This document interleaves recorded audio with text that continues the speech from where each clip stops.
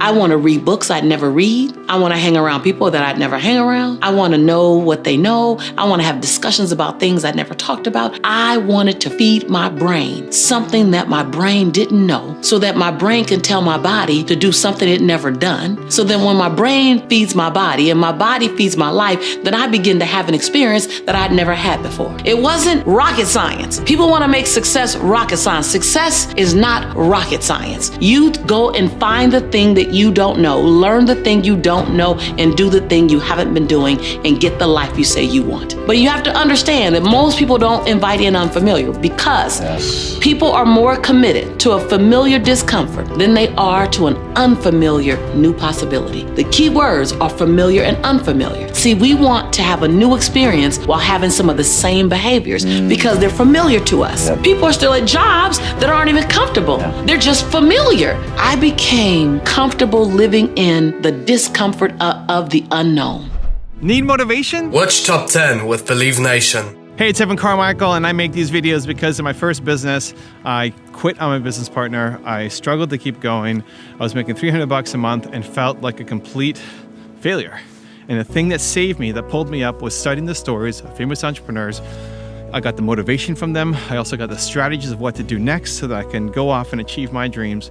And quite honestly, I still need the stories today myself to continue my motivation to take it to the next level. So today, let's learn from one of the best, Lisa Nichols, and my take on her top 50 rules for success.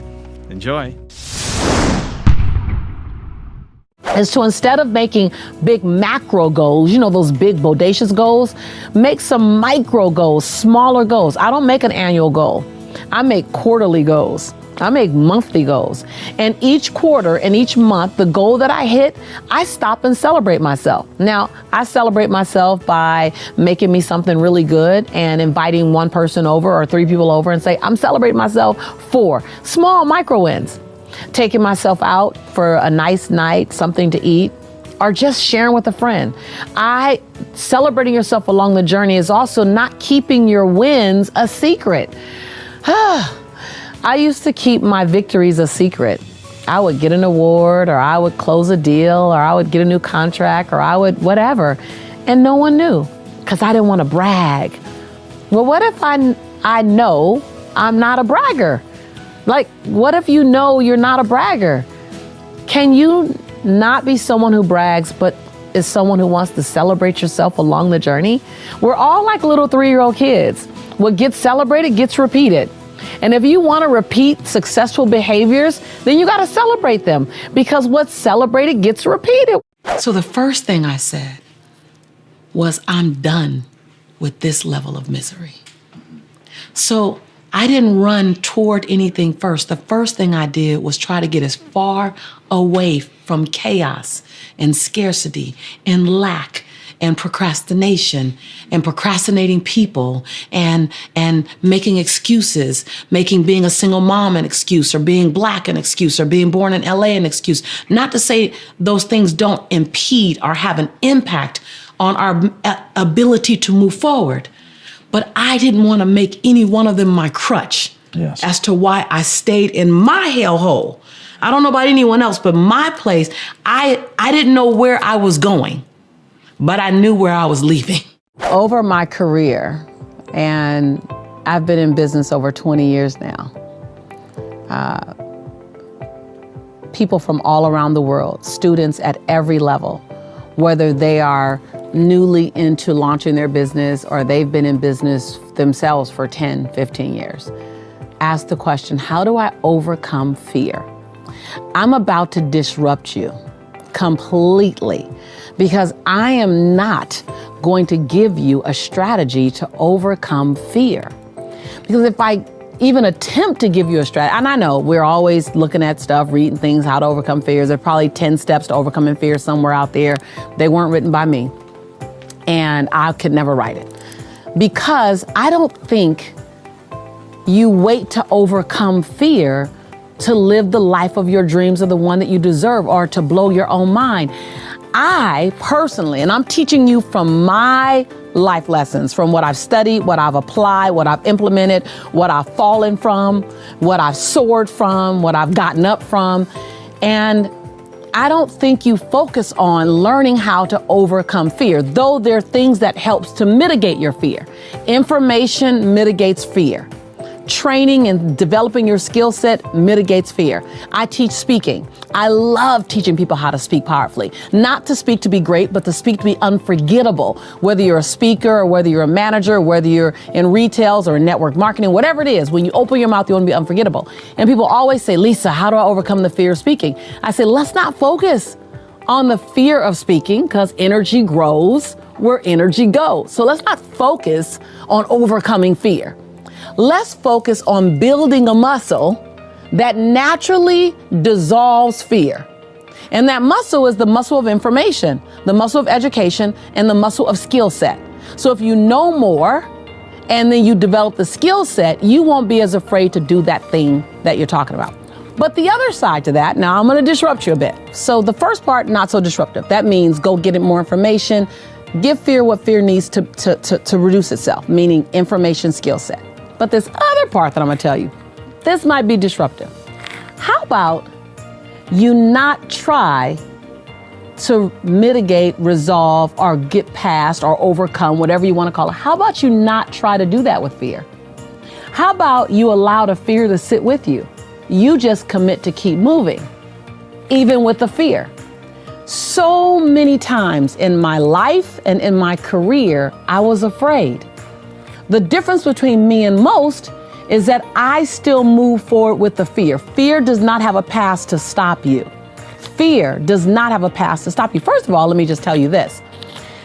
Just like compassion, just like love, just like respect, just like any other feeling you feel for someone, fear is just a feeling. We just give fear more power. We say, when compassion comes, I hug, I love. When understanding comes, when joy comes, when humor comes, I laugh. But when fear comes, I get to stop. What if you change the meaning to that? Ooh, just stick with me right here. What if you change your dance with fear? What if you tell fear, you're welcome in my life because you're gonna come. Can't keep you away. But when you come, I'm not going to stop. Also, to make sure you're actually taking action after watching this video, I've designed a special free worksheet just for this video. The worksheet will highlight all of the lessons learned in this video, as well as pull out our 3 favorite learnings and quotes that will inspire you to actually do something. The worksheet will also give you space to write down what your key takeaways are and your specific plan of action to make sure you're getting results. If you want the worksheet designed specifically for this video, absolutely for free, there's a link in the description below. Go click on it and start building the momentum in your life and your business. I'll see you there. Again, you say your name first. Lisa, I commit to you that. And you make 7 different commitments to yourself. That before you go out of your door and you commit to other people, because you know, we're more apt to honor our commitment to other people than we are to honor our commitment to ourselves. We break our commitments to ourselves all the time, and yet when I give you my word, oh man, you can bet your last dime on that word and you will end up with 20 cents. But what happens when you begin to commit to yourself? You'll see that making commitments to you not only feel as good as making commitments to other people, but they feel better. Because when you show up for you, you serve everybody else from your overflow. One of the big things that I've learned is that the more I owned my own authority, the more I can honor other people's awareness, honor where they are. The more I stood in my own grace and compassion, the more I can honor the grace and compassion of others. The more I owned my no, the more grateful I was for other people's yeses. So it's just one of these things where the more you work on you, the more you turn the mirror to you versus pointing at everyone else, the more you turn the mirror to you and work on you, man, the dynamics between you and everyone else just gets richer. I became a more compassionate, more giving, more loving friend when I became more compassionate, giving, and loving to Lisa. When I say to you, I didn't choose the possibility first. I just stopped choosing the chaos. See, there's a couple of there's several choices you have to make, because your answer isn't going to come with the ceiling opening and lights beaming in and a choir showing up and like, no, that doesn't happen like that. If the first thing is, I was sick of smelling my own crap, I was sick of hearing my own story, I was sick of wondering about my own potential. So I realized that everything I had done had gotten me where I was. And everything I didn't know was going to get me somewhere else. Unconsciously, we have a tendency to do things to influence someone's perception of us. And really what we're trying to do is change or control. That word again. We're trying to control their perception of us because we feel like they're being judging. So we get into the proving business. I said in another Lisa Nichols episode that you have nothing to prove, nothing to protect, nothing to hide, and nothing to defend. That's not just a mouthful of words. That is literally a lifetime of disconnecting from the need to prove to someone you're smart enough, you're kind enough, you're loving enough, you're worthy enough, you're enough, ... Right? And I remember for years, because I didn't graduate from college, I was always trying to prove I was smart enough. Always. And then I had a son without being married. So then I wanted to prove that I was godly enough. I was always trying to prove something until it just became so exhausting. What I was doing was trying to control people's judgment of me. Procrastination is really putting off your own desires. Procrastination is putting yourself last. Procrastination shows up when we are so used to putting everyone else in front of us, or we're actually afraid to do that thing that we say we want to do because we're not sure if we can handle the outcome. But the whole attachment to procrastination and self-love, what you can do tomorrow, why not do today? What you can do today, why not do right now? One of my team members talked about reading a book called Touch It Once, which means if you can touch it once and get it done, how much more productive will you be? What happens when you feel like you're always being judged? Number one is divorce yourself from trying to manage someone's judgment of you. I know that sounds backwards because we want to go over there and change them. I know. Well, when I figure that one out, you'll be the first to know. But in the meantime, how can you separate yourself, divorce, I know it's a strong word, but that's the separation, from the need to monitor other people's judgment of you? Let me tell you what that answer is. You go over to self-awareness. You go over to recognizing I am whole.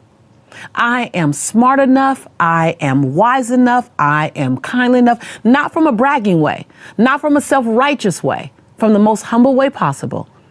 Can you wake up tomorrow morning and be content with who you are, irregardless of anyone's opinion of you once you leave the house, or maybe the person next to you, or the people downstairs, the people in your same house?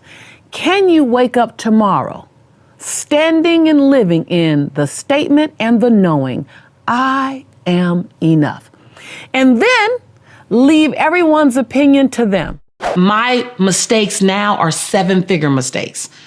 I'm not without errors now. Now there's 7-figure errors. Trust me, I've paid the attorneys, but I'm still new terrain. Yeah. I'm the same woman I was at 25, at 28, at 30, new terrain. And so I began to explore what I didn't know. I surrounded myself with people who made me want to stand on my tippy toes. Yeah. I surrounded myself with people who made me want to be a better woman, not just in the money I made, but in the way I parented, in the way I showed up, in the way I looked at humanity.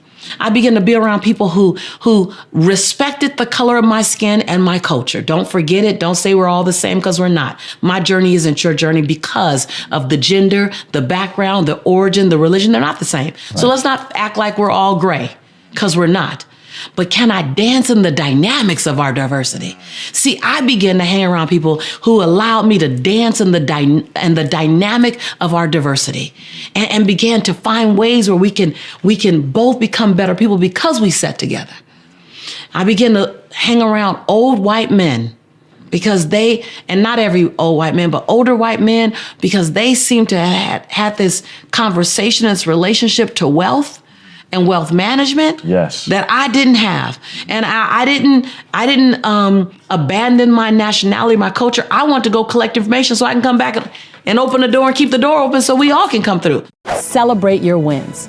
This is where I invited you to make a list of the 10 things that you have to celebrate about this past year. Now, if you're just joining me, then it's not too late. Make a list. You've done many more than 10 things, but make a list of 10 things that you have to celebrate about over this past year. And they can cover any area from family to finances to business to health and wellness to relationships to body to fitness, anything. Let me first explain to you what forgiveness isn't. Because most people won't forgive because they have an incorrect understanding of what forgiveness is. So forgiveness is not pardoning someone's behavior. It's not excusing someone's behavior. Forgiveness isn't admitting that you were wrong. Forgiveness isn't saying what was done to me is okay. Forgiveness isn't any of those things.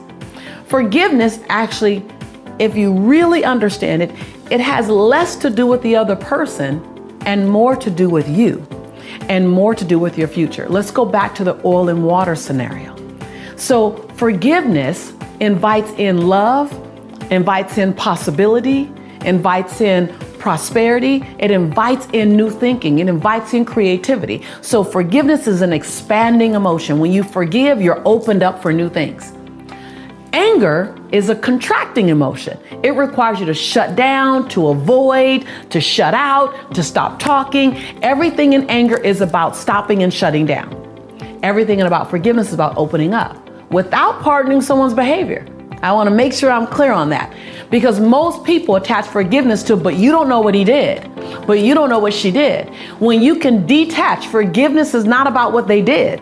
Forgiveness, get this, forgiveness is about making yourself available. Think about your body is primary real estate. There's only so much of it. It's a finite space. There's only so much space. It's not forever. This is your body. So if this is your primary real estate,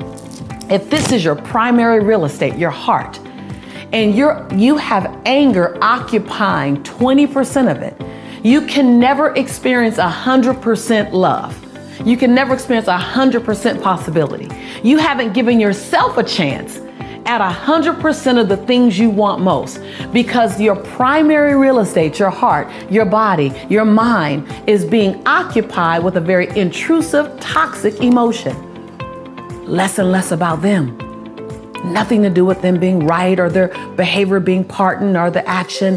It's your future is paying for your past when you hold on to anger.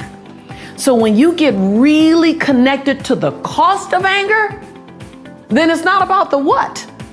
Matter of fact, the longer you've been angry, the longer you've robbed yourself of 100% of what you were worthy of. And if someone's betrayed you, if someone's hurt you, then you over everyone deserve 100% love, 100% possibility, 100%. But it requires forgiveness. And in many cases, it's forgiveness of yourself. In many cases, the person you've been angry at the longest is yourself. And the same rule applies when it comes to you. We've been taught how to serve others, sometimes to the detriment of our own selves. Sometimes we serve others higher than we serve ourselves. At times, we feel more comfortable with saying yes to other people and less comfortable saying yes to our own self-care. So I ask you, what is that about? It's about the opportunity to fall madly in love with you. The way you love those around you, to fall madly in love with your well-being, to fall madly in love with who you are when you get up from taking care of yourself. When you rise from a nap or you rise from a spa day or when you leave the gym, to fall madly in love with that level of excellence.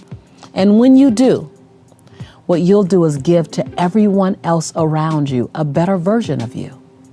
So oftentimes we sacrifice our own well-being because we're being what I call the sacrificial martyr. And I know that was me. I would serve everybody else and everyone else would go, oh, I just don't have any time for Lisa. Well, that's the story we tell. I actually didn't believe that I deserved to have a day off. I didn't believe that I deserved to have a spa day. I didn't believe that I deserved to take a long walk on the beach. Something in me kept saying that I hadn't done enough. I hadn't achieved enough. I hadn't gotten far enough. So it actually had little to do with the people around me that I was blaming it on or using as my out. My child, my parents, my family, my community. It had to do with Lisa, giving Lisa the chance to actually enjoy the journey while still on it. Joan Baez says, and my coach Susie Carter first shared this with me, that Joan Baez says the antidote for despair is action.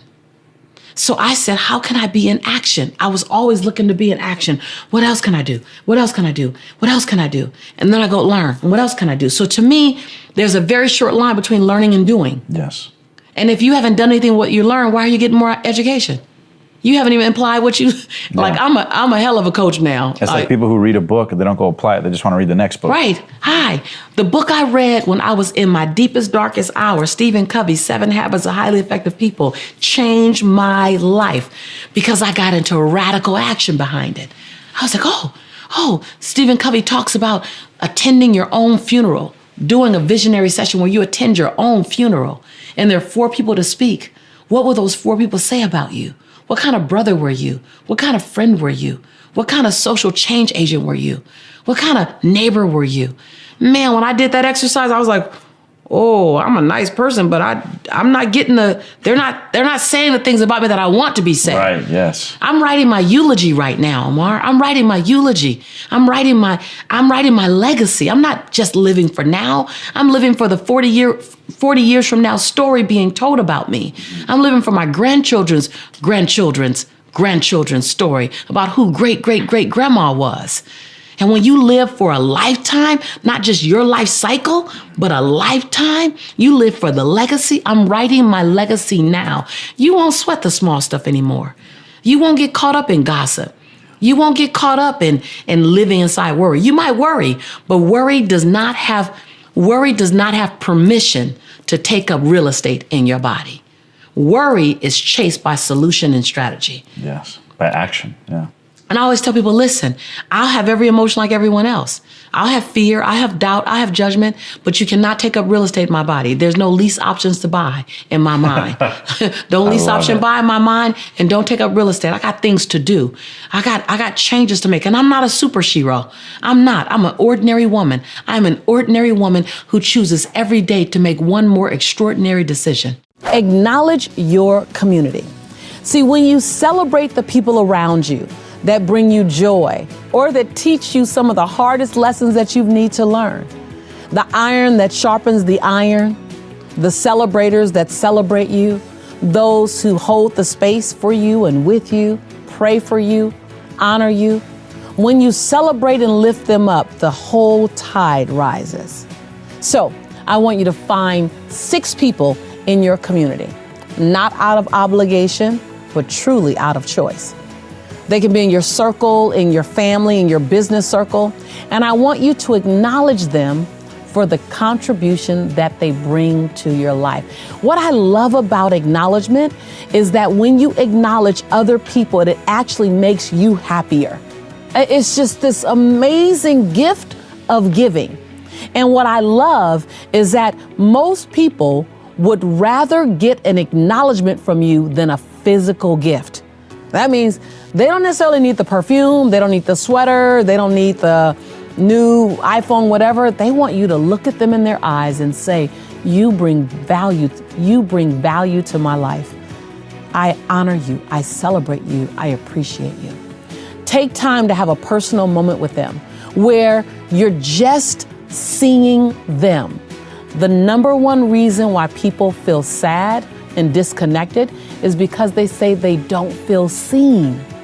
So in this acknowledgement, I want you to look into their eyes and acknowledge them for who they are and how they make your life better. When you raise the community around you, the entire tide rises, the energy rises, the joy rises, the expectation rises. And guess what? If you make this a part of your weekly habits with them, I didn't say daily, I didn't say monthly either, and I definitely didn't say annually. But if you make this a part of your weekly, find one thing to acknowledge at least 6 people in your community for each week. One, you'll feel much more excited. But all of a sudden there's a vibration that happens because you've created it. There's this energy of let's go do this, because what gets celebrated gets repeated. You want someone to repeatedly do something wonderful and amazing in your life, you repeatedly acknowledge them from a genuine place. Man, it's so powerful when you truly marry yourself to the acknowledgement process, to the practice of acknowledgement. When you get into the practice of acknowledgement, all of a sudden people will mirror back to you. You don't acknowledge to get it back. You acknowledge because you want people to be seen. But there's just this dance that begins to occur that's absolutely delicious. Every relationship is a relay. It's like my dad's played tennis for over 40 years and I've attempted to play with him at times. And what I realize is that relationships are like a tennis match. I hit the ball to you, you hit the ball back. And a relationship where you think it's only about one person, that's not tennis, that's racquetball, right? But a relationship is a tennis match. And so if a relationship is working, it's because of the way we both are engaging, if it's truly working. And if it's not working, it's the way we both are engaging. And so there could be passive engagement and there could be active engagement. So when you're not speaking up for what you want, when you're holding and you're living with a bunch of withholds, that's engagement. That's just the way you're engaging. So every relationship has 2 parts, whether your part is active or your part is passive. Every relationship has engagement, a level of engagement, and that engagement is on different levels. I'll try says I'll make a feeble attempt. I will is absolute, non-negotiable, no matter what. There's a certain energy that goes forth when you say I'll try, and there's a different energy that goes forth when you say I will. When you make the declaration of I will, that says mountain, if you are there, you must move. I'll try says I hope I got enough energy to make it up or around the mountain, and if not, I'm gonna sit at the bottom of the hill. When you fail to make a plan, okay, well, hold on. This might hit you between the eyes. You know I love you. But when you fail to make a clear, concrete plan that has goals and milestones, meaning they're smaller goals that you can hit to get to the bigger goal, and has a by-when date, not in February, not in August, but August 15th by 5 p.m. Eastern Standard Time. Yeah, when I set a goal, I even want to know the time zone I'm gonna have it done by. Clarity. When you fail to make a plan with clear distinction, when you fail to make a clear plan, you have clearly planned to fail. I'll say it again. When you fail to make a clear plan, then you've clearly planned to fail. I know that hits you hard. I've done it many a times. I have clearly planned to fail many a times because I had an idea and it was just in my unconscious. I didn't know. Now I want to bring to you what I know to you so you know it. I want you to make a clear plan. When you create a clear plan, then you're clearly planning to succeed. Your belief systems were handed to you by your parents and by your grandparents, and they were pretty much embedded by the time you were 10 years old. So there's some beliefs that you didn't even have a chance to develop for your own. You just are living them out. You inherited them. You inherit the and belief didn't even system know it, and didn't unconsciously inherited them. And so the good news is you get to choose to the belief systems you like, and then you get to divorce. I'm going to say divorce because that's a strong word. We all know what separation looks like when you say divorce. You get to divorce from a belief system that doesn't serve you any longer. A belief system that says money is the root of all evil, maybe, or a belief system that says only rich people have money, or all rich people are crooks, or I used to, my belief system used to be that wealthy people aren't spiritual. That if I'm wealthy, I can't be a spiritual person. You have to pick God or money. One or the other. I Can't got have to both. pick my faith or my finances. I can't have both. That's a belief system. And I invite you to divorce it because it's not the case. I have both. And I live in both quite well. I use my money for good in the world. And the more money you have, the more good you'll do if you're a good person. So money makes you more of who you are. So you will only be more of who you are with money. When we talk about setting healthy boundaries, again, and I know it sounds as if I keep going back to the same thing, but setting healthy boundaries is not about you keeping other people out. If someone crosses your line in the sand, it's because you never made your line deep enough. No one can ever go further with you than you've given them permission to go. So as hard and as difficult as it is to hear, because this was hard for me to hear when I had to admit it to myself, that the way people treated me was based on how I trained them to treat me. So I have to say it to you. You've trained people to treat you the way they're treating you. So if people are crossing your boundaries because they didn't know it was there. If people call you at odd hours of night, it's because you keep answering. If people ask you to do beyond what you're able to do, it's because you keep saying yes. If people don't ever think you need rest, it's because you act like you don't need rest. I know this is not probably what you want to hear, but I signed up and you signed up in this relationship to give you what you need to hear, not necessarily what's always easy to hear. And I'm only telling you what I needed to hear myself. I'm only telling you the lesson that I had to learn, that we train people how to treat us. I have this program where I look at your money blueprint and I help you look at your money blueprint. And I ask you questions. How was money in your household? Was it the source of argument, the source of contention and divisiveness? Because if so, you don't want money to divide you and your family. So you might not want to have money around, or you want too much because you don't want to be divided. You don't want to be judged, right? Or whatever. Or did it keep your parents away? Like, what was your relationship to money as a child? Because that's fueling you. That has an unconscious influence over you now. A filter of how you see everything. Exactly. And you want to bring from the unconscious to the conscious. You might not be listening to it, but you definitely don't want it to have any unconscious power over you. So that's number one. Be aware of your money blueprint. How is money related to in your community? How is it related to in your house? What did you think about money? How is your faith attached to it? I used to think that literally in order to be like Sister Brown, who was like the most godly woman in my church when I was a teenager, she was amazing. But we also had fundraisers for Sister Brown. That I could not have $1 million in my bank account and be Sister Brown. Yeah. So I had to it took me years to do that. Setting quarterly goals, to recognize that goals that are going to be hit are goals that are bite-sized, digestible, and palatable. And you can measure them every 90 days. We together discovered that 90-day goals allows us to get to annual goals and 2-year goals and 5-year goals. But 90-day goals allows you to have bite-sized, palatable, digestible goals that could be measured and or adjusted every 90 days. Oh my God, I love this question. I don't think I've ever been asked this question before. I never had an opportunity to explain it. Being the best version of you. First of all, don't think of it holistic. I want you to break it down to different parts of your life. Because when you are committed to being the best version of you, which in summary, it's the you that you're so incredibly proud of holistically. It's a 360 approach. It says, I'm not perfect. So best does not mean the perfect version of you. Because I think perfection and balance are two illusions that are designed to help you keep chasing something that's not even attainable. So perfect is not attainable and balance is not attainable. So it's perfectly managing my imperfection and releasing balance and having harmony, number one. But the best version of you is really saying that in each area of my life, I'm in movement. In each area of my life, I'm in evolution. In each area of my life, I'm active. I am actively participating in an upwardly mobile way in this area of my life, times every area of my life. It doesn't necessarily mean that you're always where you want to be, but it does mean that you're being responsible, you're being active, and you're being proactive. Finances, that you're looking at your numbers. Just this morning, just this morning. I ran my credit score again. I want to see what's on it. I want to be actively participating in my financial growth. I looked at my savings. I looked at my life insurance. I just looked at my long-term plan. Not necessarily because I want to buy another house or I want to buy a car. I just want to be on top of it. I want to be responsible for it.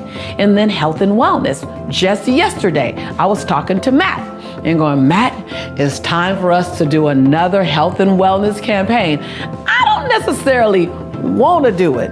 And it slightly to moderately scares me a bit when I'm bringing my fitness into a public conversation.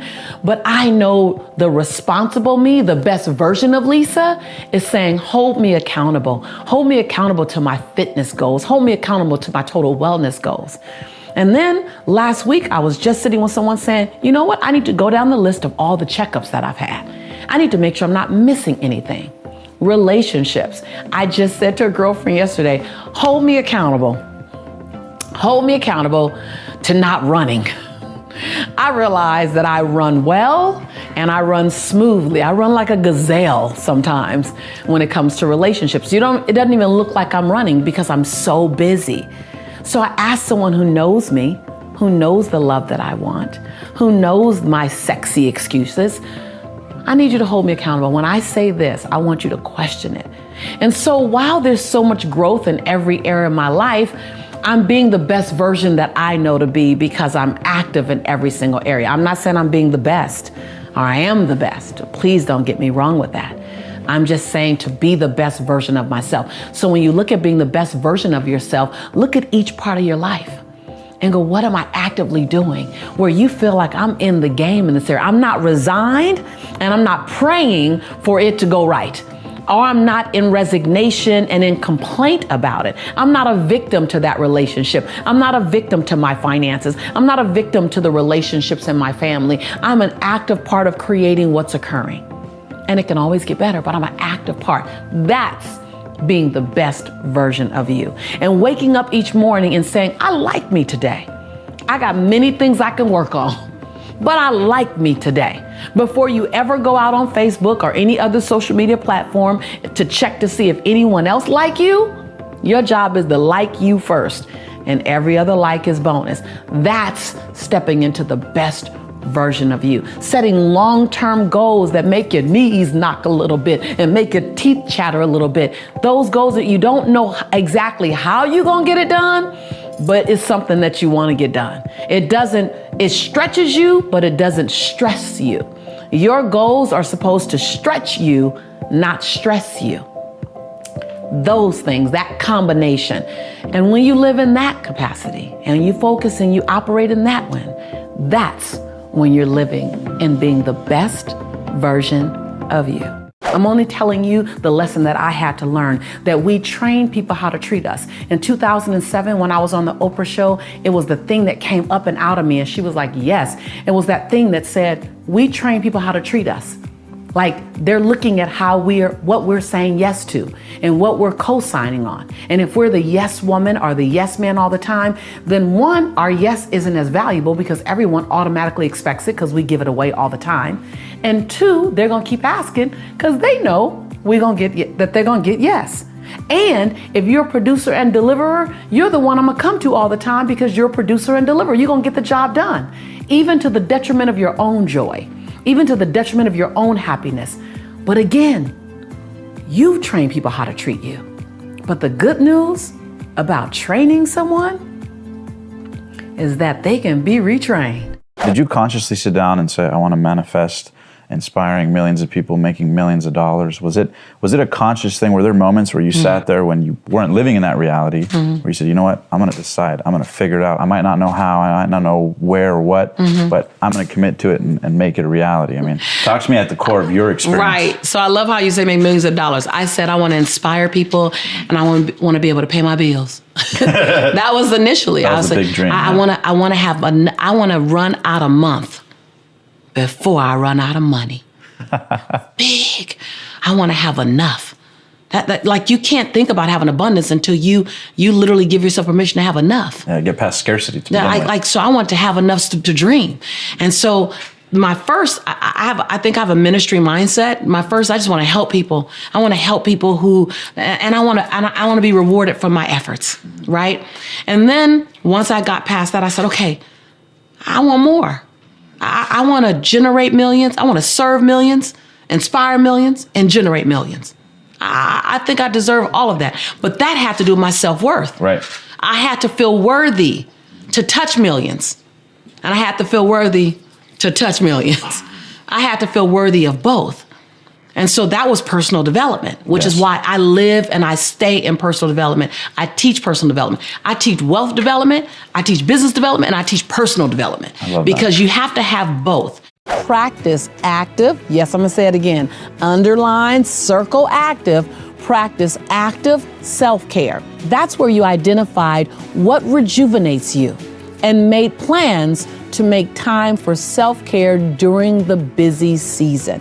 So you made a list of what you know rejuvenates your soul, your mind, your body, your spirit, from walking on the beach to reading a book to taking downtime, free things and retreats or a spa, whatever it is that rejuvenates your soul, to make a list of it and then to make plans, active self-care, to do those things during your busy season. If you find that the relationships around you have toxic outcomes, then I want you to look at where's the breakdown. Is the breakdown in communication? Is the breakdown in how you communicate, the words you're using? Is the breakdown in who you choose to be around? Is the breakdown in the engagement of what you're talking about? What I've learned is that if you're not talking about things that are high enough and big enough, things that are inspiring enough, you will slip into the smallness every single time. If you don't choose an intentionally high, evolving, encouraging conversation, you will slip into the cracks. You will slip into those crevices of smallness and petty. And until you get people trained that you're going to live up here without telling them, I need you to know, it's not an announcement. It's a way of being. It's a what do you choose to participate in. It's a stepping over your desire to hear smallness, gossip, negative feedback. It's when someone is engaging in negative feedback about someone else, the fact that you didn't add anything to the conversation doesn't let you off the hook. Did you stop the conversation? Did you say, hold on, I don't want to engage in speaking negatively of them at all. Why don't you have a conversation with them? It's course correcting behaviors in your space at the risk of losing the relationship. But what you basically do is you say, here's where I play. Here is where I live. I'm not visiting this high road of integrity. I'm not visiting this high road of conscious thinking and awareness and respect and humility and honoring the dignity in people. I don't visit this place. I live here. I don't visit this place. I live here. And in a loving way, anyone that's engaging with you has two choices. They either engage with you here or they choose to engage with someone else. Now, if you find that you're going down to be in the relationship, or you're going down and you're the person taking the relationship down because you're in a moment of anger, or you're in a moment of resentment, or you're in a moment of hurt, then you're not living in your highest integrity. You just visit every now and again when you come to this channel. Uh-oh, I see my Shantae coming out right now. Shantae is my middle name. It's what I do when I start getting real edgy because I really want you to get it. So you need to make a decision on where you choose to reside. And then you don't leave your conscious neighborhood to go visit other people's neighborhood if it's not as high as yours. People will rise to the occasion, or they'll choose not to rise, and they'll pick other people to be with and hang with. And I know that sounds easier said than done, because some of the people who are playing at a lower level might be in family. It might be, and that's fine too. You can love people. It doesn't mean you have to spend tons and tons and tons of time if that time costs you something. Spend as much time as you can. Spend as much time as serves you. Spend as much time as they will allow you to spend. But never leave this place. Even if being with them causes you to allow them to be where they are, you don't have to engage in that. So the bottom line in supporting you to either recognize, are you the toxic element, or are you surrounding yourself in toxic element, is to make a commitment where you live. Where am I living? And first own where you're currently living. Because if you own it, you might go, you know what, I do slip into that small place. Okay, own it. That's conscious awareness. That's powerful. Own it. And then go, where do I want to be? And then what's the distance between here and there? And what do I have to do to get there? What do I have to say no to? What do I have to participate in? What do I have to ask forgiveness for? What do I have to clean up? What relationships require cleaning up? And then what declarations must I make? And what decisions must I live in? Don't make a decision, live in your decision. So when you look at being your own rescue, what does that look like? Being your own rescue comes from so many different areas. I've always taught that we need to separate our life into categories and manage your whole life in categories. The health and wellness category. What does being your own rescue look like in health and wellness? For me, it was pretty radical. For me, it was all the way from not only getting more physically fit, but it was going to the doctor and asking for medical help. It was saying something's happening in my body and I don't know what. It was no longer ignoring what was happening. What does being your own rescue look like in your finances? For me, it was me writing myself a check the way I wrote SD&G and the way I wrote the electricity bill and the way I wrote my rent check way back 20 years ago. It was me writing a check to my dream and putting in the subject line, funding my dream. That was being my own rescue as well. What does being your own rescue look like in a relationship? Does it look like just speaking up and asking for what you need?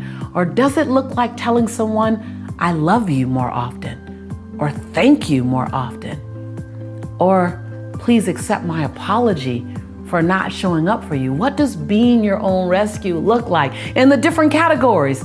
And then what does action look like to be that rescue? Because when you can be your own rescue, you actually are your own superhero. You actually are your own best friend. You actually become everything you need for you. And then you can serve everyone else from your overflow. I love it. If you don't treat money right, and you're not responsible with money, you will repel money because you're not a good steward of it. And so until I became a better steward of money, and I'm still growing in that area, and money and I would keep giving it away until it was all gone because my mindset said it all had to be gone. There's never going to be extra. Yeah. My grandmother would make 10 dimes go in 20 different directions. Who was I to have 20 dimes and only 10 directions needed? Yes. Right? Again, mindset. I love to go back and share some of my favorite memories with you, my fondest. And what I realized, they're actually my most moving memories. One happened over 12 years ago. I was in Toronto, Canada with Margaret. And this gentleman walked up to me, standing about 6'2", Caucasian man in his mid-40s. And he looked at me and he goes, Lisa, I have a problem with you. I said, you do? And my heart started to beat. I'm like, oh my God, someone doesn't like me. What did I say wrong in their eyes? And how is this gonna play out? And he goes, I have a problem. I really have a problem. And I said, okay, how can I help you? He said, I'm an atheist. I don't believe in God. I'm fine not believing in God. I'm comfortable. I prefer not to believe in God. I don't believe that there's a God. And I said, okay, what's your problem? He said, my problem is I love you. I love everything about you. I love the energy you come with. I love the way you speak. I love what I feel when I'm listening to you talk. He said, and you keep referring to this God as your source. And I don't believe in God. So that's my problem. And I said, sir, I'm sorry. I'm not sure where your problem lies. I said, if you don't believe in God, you have that right. If you love me, I'm excited because you can feel that I love you too. And he looked at me and he goes, so let me get this straight. This is not the part where you try to convert me or try to tell me how wrong I am, or you try to explain to me about your God so that I can begin to believe like you believe. This is not that part. You're not going to do that? And I looked up at him. I said, why would I do that? You're committed to whatever you believe in. My job is to honor your belief system. And he goes, see, you're doing that thing again that's making me love you more. That's my problem. But I know you believe in God. I said, that's not a problem. why don't you keep believing in me and loving me? I'll keep believing in God and loving God, and we'll keep having this great experience. After I said that, he just grabbed me and he hugged me and he held me. And I knew somehow he was holding on to possibility. That's what I choose to tell myself. He was holding on to the love that he could feel from me, the palatable, non-judgmental, non-persecuting love. And in that moment, I couldn't feel more joy. As I held that man, I couldn't feel more joy. I couldn't feel more happiness, that this is what ministry is about. This is what touching souls is about, is to love the person who thinks that you might not love them because their belief system. It was just so beautiful. The moment was so beautiful. I mean, he held me. And then he drew back and looked at me. And he said, "You're the real deal." And I looked up at him and I said, "So are you." And we said our goodbyes. I never saw him again. Margaret and I went up to the room, our hotel room, that night, and replaying what happened, we both just started to bawl, just cry. And I said to Margaret, "Margaret, this is marketplace ministry disguised as a business. I'm not in the converting business. I don't need to convert anybody. You're exactly where you choose to be. But I am in the loving business. My job is to love you where you are." And that beautiful gentleman, that day, he reminded me and Margaret, I believe, what unconditional love could feel like. My nephew was sitting on my great Uncle Leonard's lap. And my great Uncle Leonard, he smoked cigars for like every year of my life, and I at the time was like 19, and I never saw him without a cigar. So Uncle Leonard smelled like a what? A really old cigar. And everyone knew Uncle Leonard smelled like a cigar, but no one had the courage to tell Uncle Leonard that he smelled like a cigar. You guys, everybody has had an Uncle Leonard somewhere in your life, right? Because Uncle Leonard was my grandmother's brother, so he had clout. Well, Jamil was 3, so he didn't know. He hasn't been introduced to being politically correct yet. Thank God, right? So Jamil is sitting on my Uncle Leonard's lap, and we're all talking, and Jamil stops in the middle of a sentence, and he goes, and the first time he sniffed, no big deal. But the second and the third time, then in his little 3-year-old voice, "Uncle Leonard, you tink." And you can hear a pin drop in the room. Oh. And everyone in that moment was grateful that they were not Jamil's mother. And we all gazed at her. Bad mom, bad mom. The next thing that fell out of Uncle Leonard's mouth shocked us all. He looked at Jamil with a long gaze, kind of not knowing what's about to happen gaze. And he said, "Jamil, I think you're right. I think I tink." For the first time in my entire life, Uncle Leonard put out his cigar. And the next time we saw Uncle Leonard, it smelled like he had just been washed for days. He was always clean, but his clothes just smelled like old cigars. And it was very clear that he got new clothes. See the freedom that a child has, the truth that they stand with. Think like a child. Don't act like a child, but think like a child. Be as free as a child. See, children have a sense of curiosity. Children forgive sooner, quicker, faster.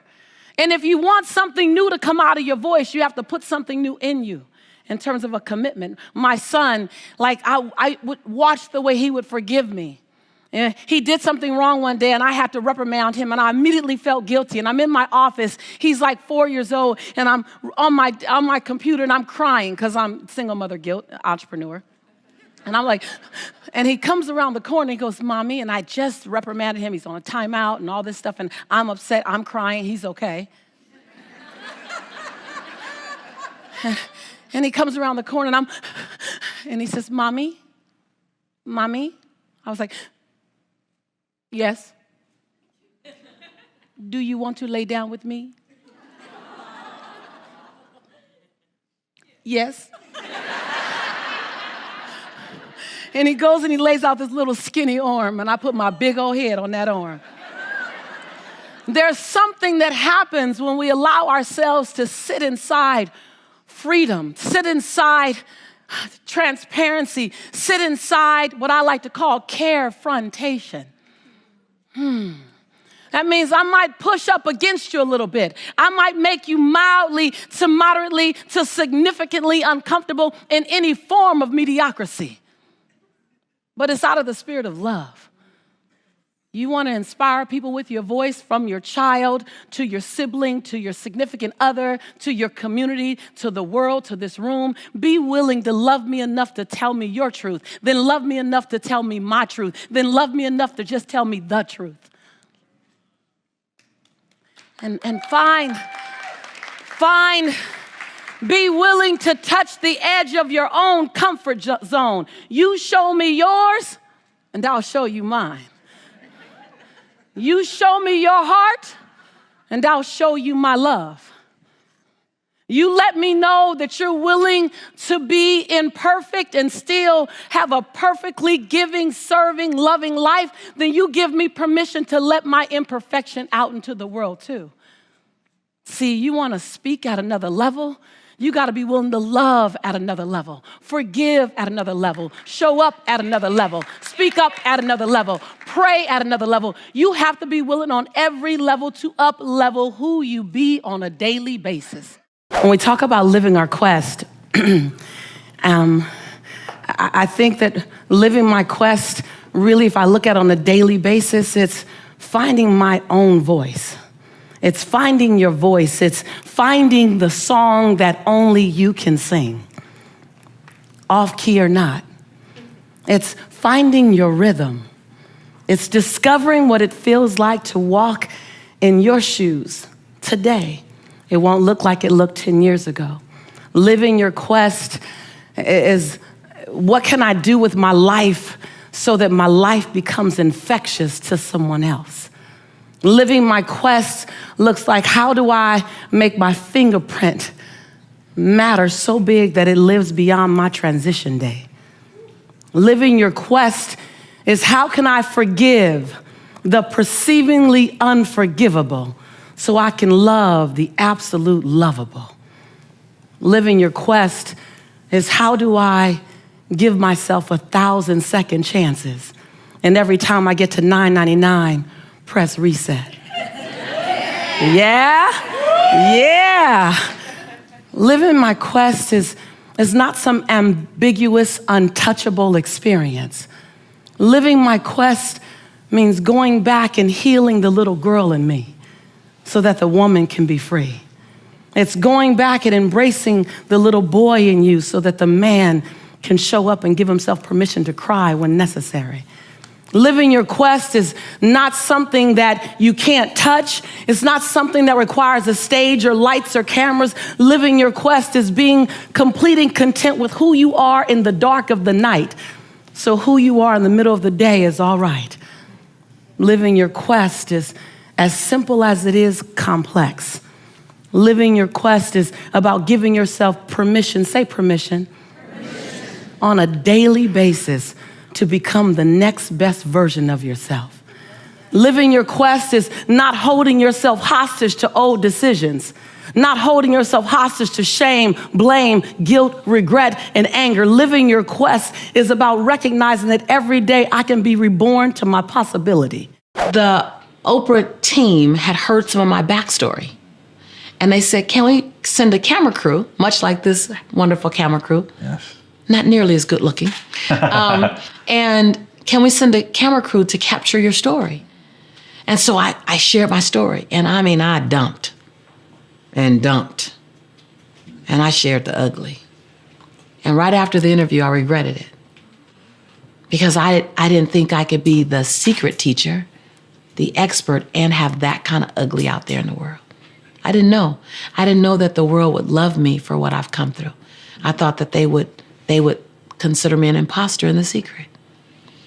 And so I shared all this junk.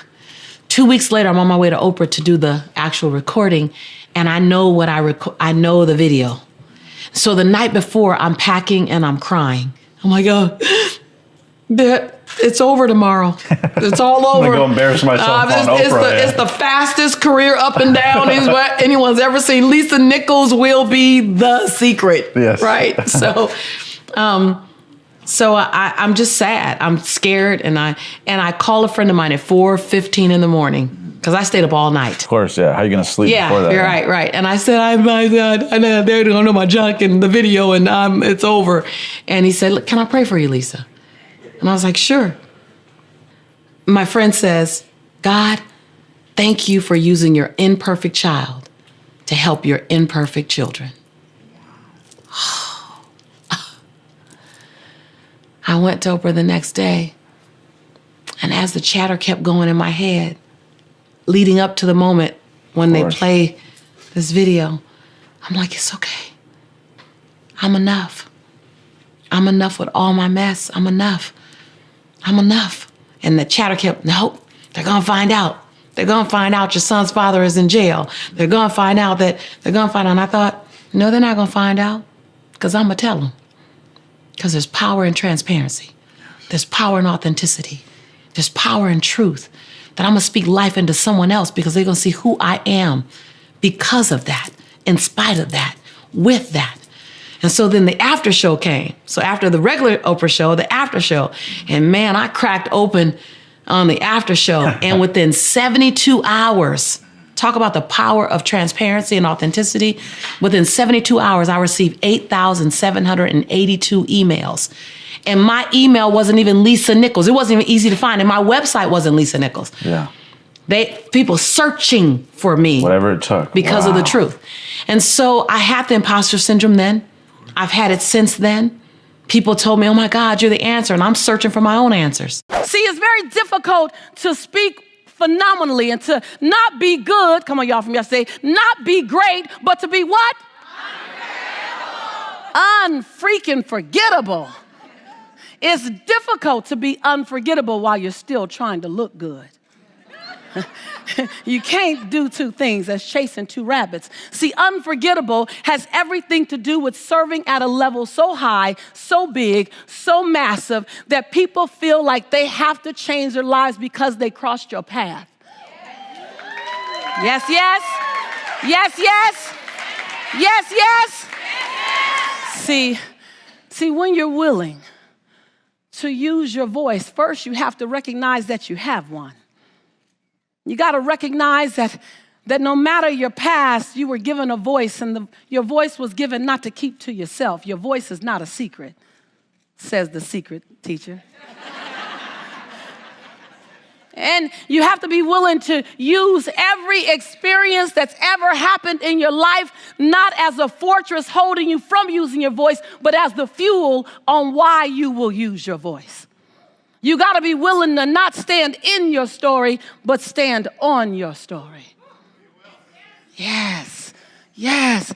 It's not in spite of your past that you get to be amazing, that you get to be a change agent, that you get to transform lives. It's because of your past that you're perfect for such a job. When you own it like that, see, there's no question in my certainty about my life. Can you walk with that level of certainty so that when the wind comes and then when the wind blows, and it will come and it will blow and it will be a storm and it will be a tornado and it will look like divorce and it will look like bankruptcy and it will look like an illness and it will look like a loss. When it comes, it will rock you. It will rock you. It will rock you, but it won't move you. To the conversation about money and wealth, it's one, being willing to release a familiar now for an unfamiliar future. Now that's easier said than done, yes. And it's bigger than it sounds. Are you willing to have your future look unfamiliar, and in some cases, look around and you don't recognize anything? Are you willing? Are you so tied to the comfort of what you know, even in its discomfort? So I was willing to reinvent myself 1,000 times. Are you willing to reinvent yourself? Are you willing to introduce yourself to the new version of you? Yes. Are you willing to go places you wouldn't go and do things that you traditionally wouldn't do? See, I wasn't traditionally in meditation or in visualization or hanging around older white men, or like I had 1,000 things that I didn't do traditionally. Whenever we have guilt about feeding ourselves, serving ourselves, giving ourselves anything that we need to look at that closer. I used to say I felt guilty about having self-care and doing self-care because of what it took away from Jelani, my son, or what it took away from my parents, or what it may have taken away from my clients. But the reality was, it was simply the need for more personal development. For me to understand, I'm not only worthy, you're not only worthy of success and abundance, you're worthy of self-care. Like, it sounds so different because we're so used to running after, an abundant life, running after the riches of life, whatever those riches are, whether riches in relationships, riches in financing, riches in health and wellness. But you rarely see someone running after self-care because it's actually so available to us. It's a choice. And so it's easier for us to hide behind those other things when in fact, self-care is just as much our birthright. And we have to look at it just like we look at abundance, because we have to make a decision to give ourselves permission to have a healthy relationship, healthy lifestyle, financial abundance, and self-care.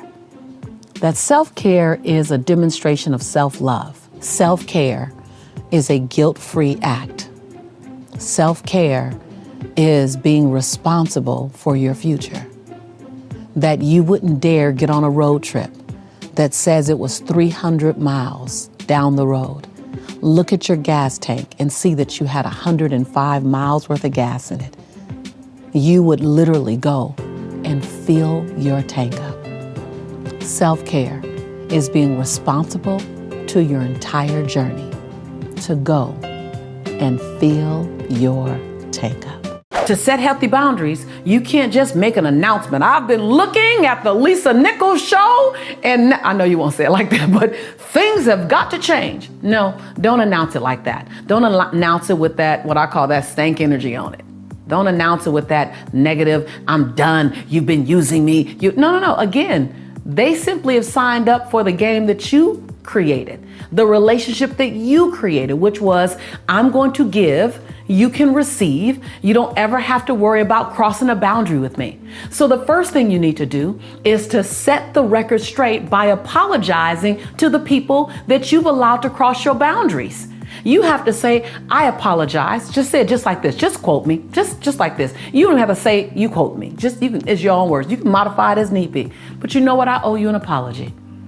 I owe you an apology because I've made you think that I have no boundaries. I've led you to believe that I don't need rest.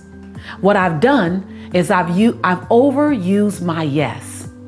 And so I'm not used to saying no, and you're not used to hearing no from me. I've even said yes to you when I needed to say no. And what I know about you is that you would want me happy. So I apologize. I set something in motion that doesn't even work for me. I love you, I know you love me, and I love the relationship, but I need to make some tweaks. I did this. Don't do it in any passive aggressive way that indirectly blames them. No, own your stuff. You are a leader. Own your mess. Own your choices. Own the results. I had to do it. Hold on, I set everyone up to believe that I can handle everything. I kind of like being the hero of the story. It was my ego or my self-esteem that needed to be fed for the last 10 years. And now I've grown up enough to realize I don't need that. And so in this new season, I need to set healthier boundaries. It's not about you. You never saw my line, so you didn't know that you were crossing it. You never saw the boundaries, so you didn't know where they existed. That's on me. Ooh, now that's grown folk talk. That's grown folk talk. That's adult. That's emotional literacy at its best. So I know it might make your knees knock. It might make your teeth chatter, but pull up your big boy pants, pull up your big girl pants and make it happen. Because on the other side of that is the experience that you deserve. and the one that you're looking for. But it first requires you to do the work. In a previous episode, I talked about your Popeye muscle. That's the thing you've been doing for a long time already. That's the letting everyone cross your boundaries. That's the saying yes to everyone. And then there's that olive oil muscle. You know, the muscle that hangs down here because it's underdeveloped. That's that setting healthy boundaries muscle. That's that apologizing for how you've shown up and allowed other people to not even see your boundary. That's owning it. Oh, yeah, I know. It can be intense, but it's so incredibly beneficial. So let's do it. Let's reclaim your boundaries. Let's reclaim your joy. Let's reclaim your life. Let's reclaim your future. Let's reclaim and design it in a way that serves everybody. Because when you do this, you will model for those who are witnessing you. You will model. People won't choose to be out of relationship with you because you apologize for never setting boundaries. It'll be a little disruptive. It'll be a little uncomfortable. It'll be a little new. And then they'll settle in it. And then we know something new. And then you've inspired others to do the same. I look at my life as a young woman in South Central LA, living between the Harlem Crip 30s and the Rolling 60s. Those are not cheerleading squads, y'all. Having 3 fights a week to get home from school, and that was the easy part. The hard part was the fact that my highest grade in school was a C+. See, when some of you brought home C's, your parents were frustrated. When I brought home a C, my parents were excited because I was severely dyslexic in school. So it took me a lot longer to learn. The last time I took an English class, I got a fail. And my English teacher said, "Lisa, you have to be the weakest writer I've ever met in my entire life." I said, does that come with an award? I am kind of collecting rewards. And the last time I took a speech class, my speech teacher gave me a D- and said, quote unquote, "Miss Nichols, I recommend that you never speak in public, that you get a desk job." And what it showed me was that some of your best motivation might come wrapped in sandpaper. Some of your best inspiration comes with some pricks and some nails and some thorns around it. Some of your best inspiration came in an experience that you didn't ask for, you didn't want, and you never want to have again. Some of your best inspiration, some of the very thing that's fueled your soul to get you here, came in an experience that you dare not wish on your enemy. You dare not wish on anyone, but yet it still fueled you to come and step inside your quest. So when you ask the question, am I on the right path? How can you not be? If you can still see light, how can you not be?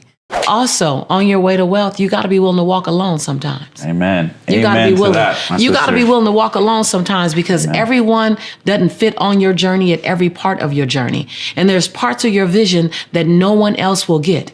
And when no one else gets your vision, remind yourself, no one else gets your vision because God didn't give your vision to them. God gave your vision to you.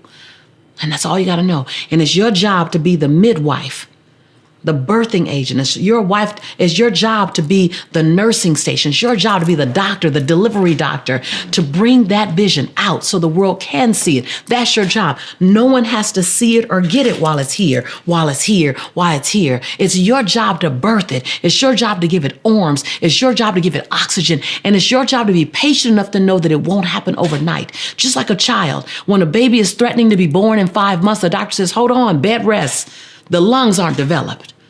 Hold on, bed rest. The heart isn't strong enough. Hold on, bed rest. The muscles aren't. Same thing about your dream. So when you get impatient about your dream, it's only because you're comparing your dream and your journey to somebody else's journey. Yes. It's only because, and Benjamin Franklin says, comparison is and will always be the thief of all your joy.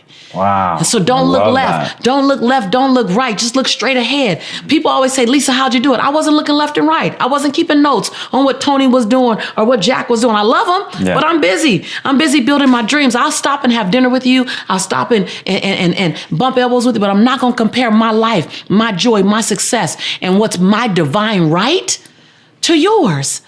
Nor am I going to minimize my light or my brightness for anyone as well. There becomes a time when you no longer fit in your old story. I think that day is today. That there's a new part 2 trying to be born for you. And it requires you to own every part of the past, but own every part of the possibility. And on the other side of that, the diamonds that will drop out of your mouth the diamonds that will come birthing from your soul, the seeds that will be planted, and the harvest that will grow. You will be barely recognizable. But better than that are the people around you, how their lives will shift. Because when you change, you is just one person. But when you become a force to be reckoned with, then your voice permeates over 800 people or so. Some of the same mindset challenges I had when I was launching my business in 1997, I hit those same mindset challenges in 2008 when The Secret had come out, when I was on Oprah.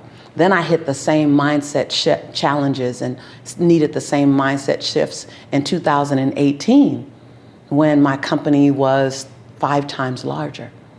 So I see this on my campus so often.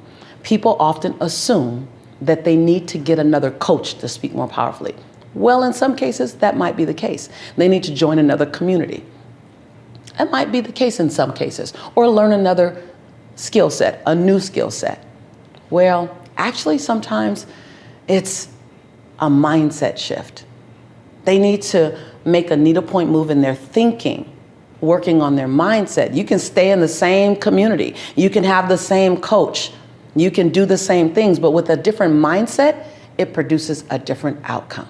Have you stopped to think about the fact that everything we do, everything we physically do, starts first in our mind? The opportunity to examine your mind and steering how you decide the direction that you want to go in or not. That's something that we don't spend enough time thinking about, that we should actually go, hold on, let me think about my mindset. Customize your content for each event. I cannot tell you how many times I see speakers and orators and teachers and whomever, and they have a really great message. But with each new audience they go to, 90% of the message is the same. I gotta be honest with you, some of the people that I know in the industry, some of my friends, they do it, and I love them and I love their heart. But I truly believe that the audience is paying for the lack of energy. Let me just say, lazy. The audience is paying because you're being lazy. Customize your message for your audience. Who are they? How are they different? And even if it's the same demographic, so they're still women and they're still entrepreneurs, but are we in a different time? I dare not deliver the exact same message this year to the same demographic that I delivered in 2019. Why? Too much has happened. She, he, they are in a totally new place. So you want to make sure that your message addresses your audience. Now, let me just tell you something. I saw a very powerful speaker. I will not mention his name. I saw a very powerful speaker be so sure that he can move the audience that when he was speaking to his audience, he actually went in a direction that this audience wasn't interested in. But it's where his speech was. And it was a great speech for another audience. And he was on autopilot. So I want you to think about it this way.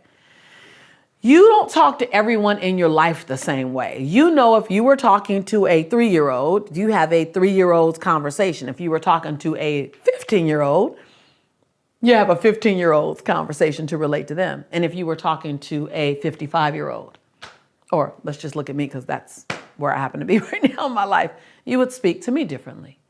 And so you don't speak to your partner the way you would speak to your boss, the way you would speak to your children, the way you would speak to your friend. You talk to them in a way that fits the relationship that you're in with them. Your audience is the exact same way. Taking the time to customize your message. You can be talking about the same content, same technique. I teach about speaking all the time. But I'm always saying, am I talking to a corporate employee? Am I talking to a corporate exec? Am I talking to an entrepreneur? Am I speaking to a teenager? Same content, but I apply the message so that it fits the audience. This allows the audience to feel as if you've customized something for them and they have a more intimate connection to you. Step 3 is about designing your powerful close. So most people end with a fizzle. And I'm going to say one of the major foundations to a powerful message is to end with fire, like fire. So end with fire, not a fizzle. Speakers often overlook and dismiss the close because they're so committed to the content and they think, oh, it's the end. No, like think about it when you're at a concert. When you're at a concert and like you're with like a mega artist, like if it were Prince or Tina Turner or Janet Jackson or Beyonce or Mary J. Blige, or if you're with Kenny G, or you have a concert, a major concert. They don't end with the fizzle. They don't end with the song that no one knew, that didn't go gold or didn't hit a major status, or that you can't sing along with. They crescendo. And they may go down and give you some of the, ones that are more mediocre in the middle. But at the end, they come out and do the encore even. And the encore is always something that gets everyone to sing along. It's an encore that it's fire. That's exactly how your message needs to be. So let me let you in on the secret sauce. Like a lot of things that I love to do now is really taking you behind the black curtain on powerful speeches, behind the black curtain on becoming unforgettable when you open your mouth or when you present in front of people. Your close, here it is. You ready for it? Your close is so important. It's the audience's last impression of you. And most people go height, and down and by. I've witnessed so many times great speeches that kept me engaged and kept me excited until the end. Every time this happens, I'm screaming inside my head, no, please. Don't make your last impression a fizzle. This is about step 4. This one is huge for connecting with your audience and keeping them interested and engaged. Now, so many times I see speakers or presenters speaking and they're not checking in with their audience to even see if they're listening anymore. And as a result, people are on their phones or they're doing whatever, they're multitasking. You want to keep your audience absolutely engaged. So let me give you some techniques. You want to identify your audience's drivers. You want to know these things before you even open your mouth. Like you want to know what makes your audience tick, what gets them excited, what gets them into action, what's super important to them, what's the WIIFM, what's in it for me. But in this case, what's in it for them? What drives them? What motivates them? This step is beyond customizing your speech, which is what I mentioned in a previous show. This is really understanding the psychographic of your audience. Whether you're on social media, that's an audience. Whether you're teaching a class, that's an audience. Whether you're talking to one individual, that's an audience. So you have to ask yourself, what's the red button for this particular group of individuals? When I speak to mothers, I recognize that a mother's job is to make her children feel safe. A mother's job is to make them feel loved. A mother also feels overwhelmed. She's also the multitasker of all times. She also needs rest. And she wants to be acknowledged. Many times she's under-acknowledged. I know that. I know that before I start talking to the moms, or even when I'm talking to an audience and I say, if you are a mother, then, and I begin to go into the things that I know is important to a mother. If I'm speaking to a group of speakers or entrepreneurs, then I know it's about several things. It's about impact. You want your voice to be heard. You also want to know that your voice is powerful. You want to know that your message is being received. You also want to monetize your message. So it's not just about speaking, it's also about the business. If I'm speaking to teens during our Motivating the Teen Spirit events, then as a teen, I go, okay, so teens are not making a lot of decisions in their lives for themselves. Decisions are being made around them. They want to own their voice. They want to hear their own voice. They're tired of rules. So in the Motivating the Teen Spirit, when I'm talking to teens, I say, here are no rules. They go, what? In this space, we just make agreements together. Man, they perk up as soon as I do that because they're not used to that. So to that point, you want to make sure that you understand what the needs and the desires and what motivates the audience that you're speaking to before you even open your mouth. You don't want to just speak to what's important to you. You want to speak to what's important to them. And what are those hot buttons? What are those red buttons that will make them go, whoop, whoop? Let me listen a little closer. This part of the process may sound like a lot of work, but it's worth it because it can turn a speech, a message into an experience. Step number 5, you want to take the techniques, the previous 4 techniques that I've given you. And if you're in any one of my courses, it's actually 17 techniques. And you want to make it sound like a symphony. And the reason why this is a step is because most people look at techniques and look at things they do very fragmented. Well, I'm going to say, and I like to call it 2 things. 1, make it sound like a symphony, meaning you want your message to blend together. Think of it as if you were writing a song, because a message should be rhythmic. It should be like a song. It should have this cadence to it. It should have this alliteration to it. It should have this flow to it. It has this opening. It has this middle, this arc, and it has this ending. And it all comes together, right? That's the symphony. That's the sound. That's the band. The other way you can look at it is you want to take your individual ingredients and then you want to layer them together like lasagna. And you want to put them on. Lasagna is actually not one of the easiest dishes to make because it's about individual mastery of the particular taste and the particular seasonings. And then it's also about layering it in such a way that it meshes together and comes out in one form. That's how a great message is. You take the techniques, audience connection. You take the techniques, ending with a fire, not a fizzle. You take the techniques, understanding what's in it for your audience. You take the techniques, verbal highlights. And you do all these techniques and then you go, how do I layer them? Content and story and opening and close. Yeah, again, I say, this ain't elementary. This is MBA, right? So it takes a minute. But if you've implemented the first 4 steps, then you have delicious content. You understand what a soul-stirring story looks like because I taught you the valley. You understand the crescendo and a close.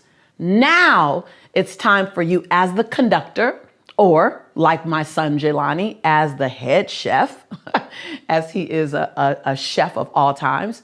Now you want to put the dish together, or as the conductor, you want to create a beautiful symphony of words. Yeah, I know when you think of it that way, it's like, well, Lisa, it's just a message. No, it's not. It's life for someone who's listening. It's life for someone who needs your words. So take the time and create a symphony of oration. Create a symphony of possibility. Create a symphony of energy. Because when you speak, and you speak possibility, you speak education, you speak motivation, you're speaking life. You need to have content and you need to have stories. Now, the number of stories that you offer in your message has a lot to do with how much time you have, because you always want to give your audience of one or of many, online, virtual, or live, you want to give them enough content to walk away with value. However, it's super important that you give them enough story to walk away with a connection. So what normally happens, some of the best speakers that are out there today, best presenters, they are only doing one or the other. They fall flat in one of those areas. They're either all story and you don't have enough content to write down, or they're all content. That's pretty much the majority of people. They're all content. And there's very few opportunities to make a connection. So why do you deliver content? You deliver content because it's the intellectual learning that you're going to teach your audience, right? Whether it's new concepts, it's the theory that provides your audience with the insight to move forward.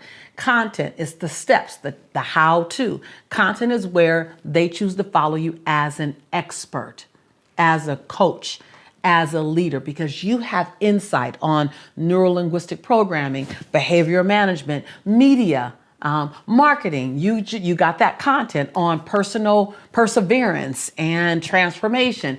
You are the content provider for that particular body of work, meaning your intellectual property will help move them forward in their life in that area. Super, super important. Now that, I want you to put that by itself. That's important. The mistake most speakers make, most presenters make, is that they give you all of that. Well, I walk away with value, but you miss a huge part of me. Now, where is that? That's from the story. So the story is that experience that you share that grounds the content and makes it real. Now, you don't have to necessarily point to the content. You're just sharing a story about a time in your life, and that story just gives context. It gives 3D. It gives texture, what I like to call it, to what you're talking about, to the content. It brings the content to life in a moment. Let me give you an example. Well, the story is what allows the audience to see themselves in you. The story is what creates the vibration, the energy exchange. Remember, content doesn't create an energy exchange. Content creates an intellectual exchange. You want an energy exchange. Why? Content will have people respect you. Stories will have people become loyal to you. You may ask, how do you customize? How do you customize, Lisa, a message for your audience? How do you know what the audience needs? That's what I would be asking me right now. How do I know what the audience needs? Ask questions. Write this down. Your listeners or your customers are the experts. Say that. My customers are the experts. My students are the experts. The next line, I am the service provider. Oh, when I got that years ago, that my customers, my audience, my students, you're the expert. You're the expert of your journey because you know what you need more than I do. You're the expert on what you need. I'm the service provider. So the best thing you could do is ask questions. What matters to you most these days? What problem are you working to solve? What's keeping you up at night? What area would you love to grow in? What's your pain point? What are the 10 things that you're tolerating right now? They're not screaming loud enough to make you change them, but they're screaming loud enough to annoy you. Like, ask those questions. Collect the data. Put it in your back pocket. And as you're creating content and as you're creating programs, create programs and content that speaks to what your audience has already shared with you. I'm going to tell you, there are many other techniques I have to teach you in the science of speaking that would help you. This is one of those cornerstones. So as I was saying, the top of the V, right, is the big U. So it's where you build your credibility. No shrinking here. If you're really, really humble and you're really reserved, this is sort of where it will become challenging for you. Some people, they really can go in their valley easy, right? Most of us. For some, it's difficult. For others, it's difficult to actually share the big U, your credibility. This is where you share your highlights. This is where you share your experiences, your accolades, your achievements, your credentials. And it can't seem like it's a bio, or a resume. So I graduated from, and I know you say it because you're going to take them into the valley. So you want to say, even though you want to kind of give a little clue that you're about to take them somewhere else, even though I have 7 bestsellers, and I've spoken and inspired over 86 million people. And I've been able to travel and be on every single continent that could be populated by man. Even though I've generated over $80 million in business in the self-training and self-development industry in my company over the last 27 years. Even though that's who I am, you see how I just gave you the credentials inside of a even though. Or you can say, what you may or may not know about me, what you may or may not know about me is that I'm a best-selling author times 7 books. What you may or may not know about me is that I have been featured on every major national platform. What you may or may not know about me is I have lost over $1 million and I've earned over 88 million. But what I'm sure you don't know about me is, notice how the big you say it in such a way where it leads into the valley. So it's not a bio. It's not spoken as if it's a bio. It's not spoken as if it is a resume. It's spoken as if it's a conversation that's about to lead into the valley. All of that I just share with you, and I just use my experience, my life as an example to give you. You do yours and don't compare yours to mine, right? Comparison, as Benjamin Franklin says, comparison is and will always be the thief of all your joy. You want to leave them wanting more. The number one tip for a powerful close is to leave them wanting more. Now, mind you, hold on. I want to make sure you understand you leave them wanting more having already given them something. So please don't be one of those bait and switch speakers. Ugh, that drives me crazy. Like, don't tell me if you come to my thing, I'm going to really tell you how. And the whole speech you're delivering how you're going to help them in that next experience. Don't be a bait and switch speaker. Don't be a bait and switch teacher. Give me value now. And then tell me where I can get more from you. Leave me wanting more from you. All right? And the way you can do this, write this down. Here are some of my favorite. It's called the disappearing close. You have the audience talk. Oh, this one, right? Like, wait, hold on. You got to know. Now, this isn't a beginner's move. This is kind of like a gladiator move. You've been in it for a while. You've been doing messages for a while. This is if your audience is either physically together, right? Or you can online, you can open up their lines and have them talk, or you can have them begin to type in chat, right? And I call this first one because we'll get back together live. Life is going to continue. We'll get back together live. We'll never be like we were, but we will be evolved from this time. And when you're live in front of an audience, or it's a small group, it's what I call the disappearing close. And the disappearing close is so bold because it says, I've given you so much value. I've contributed so much. I've left my fingerprint on you that I don't need to be a part of the closing experience. I'm going to do a disappearing close, which means you turn the audience to one another. This is what it looks like.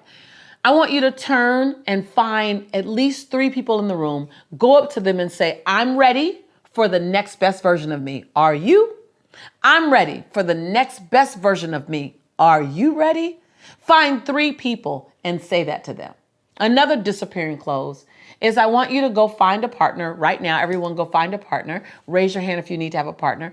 Everyone, great. Everyone has a partner. I want you to tell that partner what are 3 things that they can expect from you. What are 3 things that they, and let them represent the world. You can expect me to honor my word. You can expect me to live inside my time management. You can expect me to change the planet. Tell that same neighbor, I'm interested in what you're doing. What are you doing? What's the world going to expect from you? So you can create a one-on-one, or you can create a walk around and say, you can do, I just picked those sentences just right now in the moment, but you can have them talk to one person, or you can have them walk around the room. You also can guide the conversation. Turn to your partner, repeat after me. I stand in front of you. And they'll say, I stand in front of you, ready to become the best version of myself. Ready to become the best version. You can have them talk to each other and create a solid connection. Super powerful. That's the disappearing close. The other close is you can close with a poem. It doesn't have to be your poem. You can close with a quote. Oh, it's really powerful when you close with a quote that is just juicy and delicious, or you can close with a statement that another person says that drops everyone in their heart.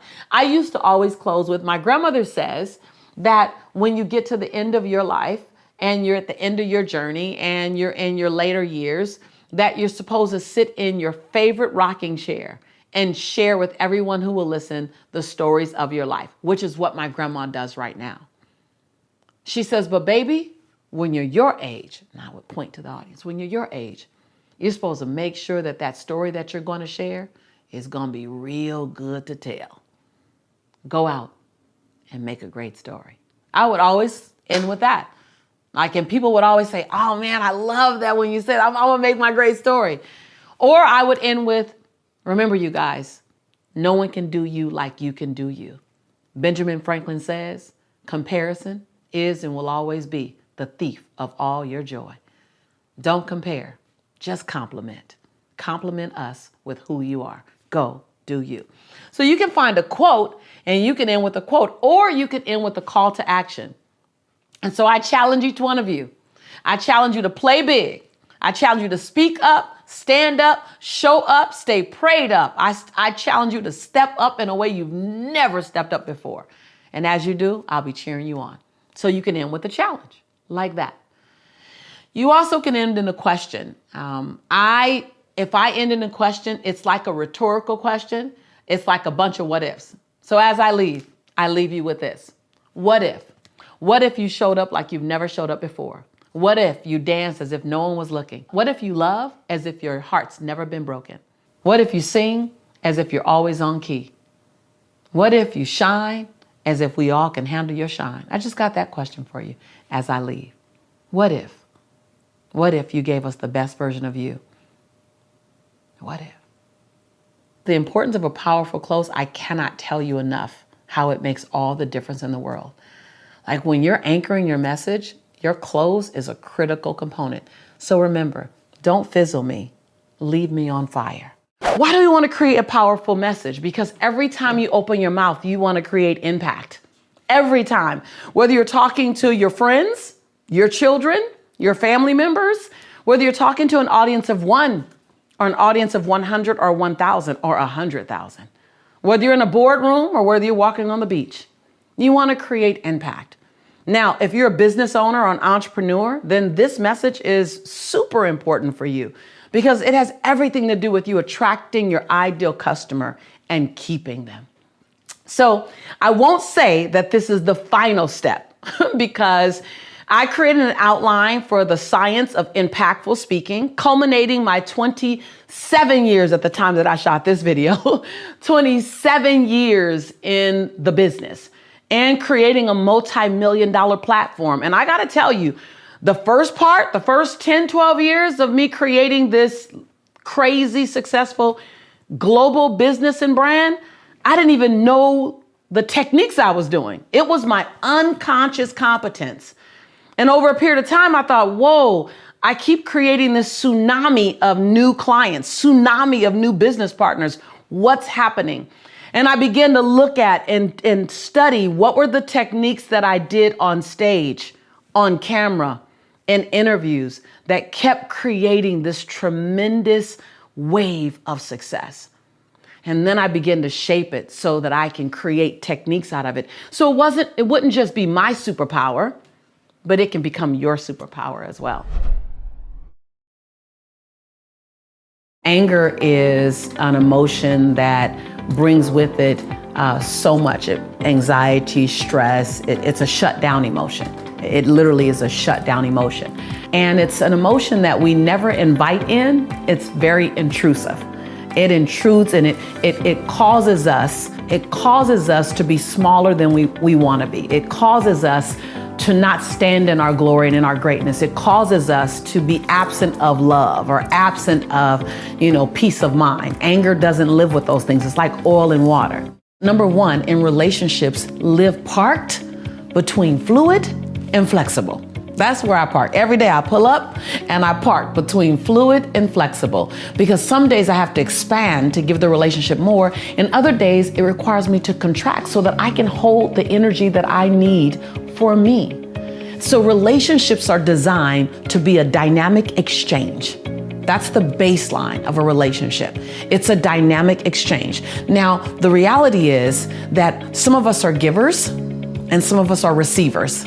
And that's just true. It's just, I don't know if it's biological. I don't know if it's psychological. I don't know. You got to consult someone else for that. But I do know that there's some of us we're happy in our giving mode.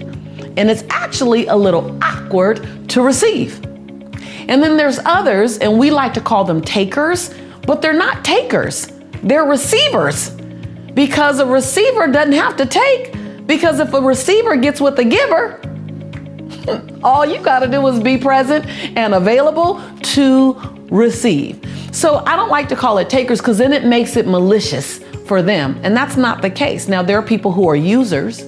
That's very different. I think the dynamic of relationships are there's receivers and there's givers. And what I found was that givers, I'm a giver, we actually feel more comfortable with the receiver. And then we get upset because they don't give to us.